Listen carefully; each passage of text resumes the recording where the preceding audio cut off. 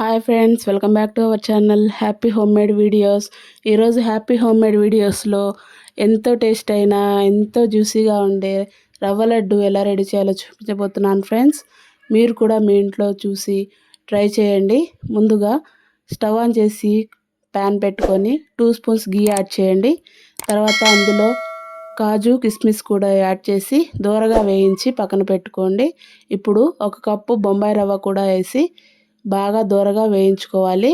బొంబాయి రవ్వ ఎంత దోరగా వేగితే అంత లడ్డు అంత టేస్ట్గా వస్తుంది. ఇప్పుడు వేరే ప్యాన్లో 1 కప్ షుగర్ కూడా యాడ్ చేయండి. షుగర్ యాడ్ చేసి 1.5 కప్ వాటర్ యాడ్ చేయండి. షుగర్ కరిగిన తర్వాత దంచిన ఇలాచీలు కూడా యాడ్ చేసి షుగర్ని కరిగించండి. ఇప్పుడు షుగర్ ఒక తీగ పాకం వచ్చిన తర్వాత తీగ పాకం వచ్చిన తర్వాత మనం వేయించి పెట్టుకున్న రవ్వ కూడా యాడ్ చేసి బాగా కలపండి. వీడియోలో చూపించే విధంగా బాగా కలిపి మనం కట్ చేసి పెట్టుకున్న బాదం పలుకులు కూడా వేసి బాగా కలిపి ఒక అరగంట పాటు చల్లారనివ్వండి.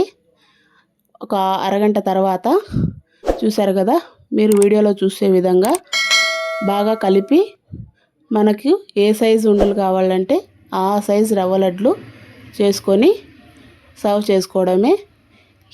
ఈ టిప్స్ పాటిస్తూ రవ్వ లడ్డు చేశారంటే చాలా టేస్టీగా కుదురుతాయి ఫ్రెండ్స్. మీరు కూడా మీ ఇంట్లో చూసి ఒక్కసారి ట్రై చేయండి.